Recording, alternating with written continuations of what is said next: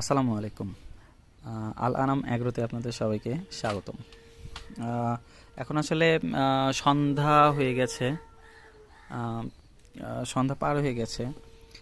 তো আমার গারলগুলোকে আজকে খেতে দিতে দেরি হয়ে গেছে।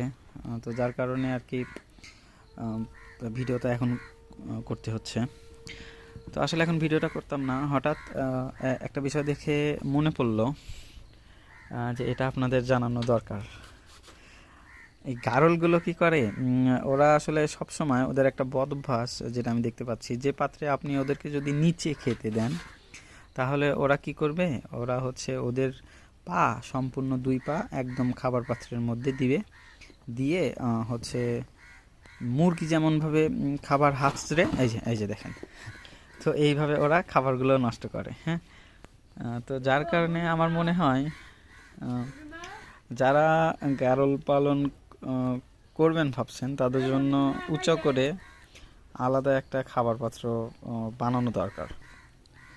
এটা আহামরি আসলে বড় কোনো মেসেজ না, কিন্তু তারপরে মনে হলো যে আপনাদের সঙ্গে বিষয়টা শেয়ার করি। এবং আমি এখানে বসে বসে চিন্তা ভাবনা করছি যে ওদের জন্য কিভাবে একটা খাবারের পাত্র বানানো যায়। আপনাদের কাছে যদি বেটার কোনো আইডিয়া থাকে বা খাবার পাত্রের কোনো ছবি থাকে অবশ্যই আমাকে দিবেন, তাহলে আমি ওইভাবে বানানোর চেষ্টা করব। সবাইকে ধন্যবাদ। আসসালামু আলাইকুম।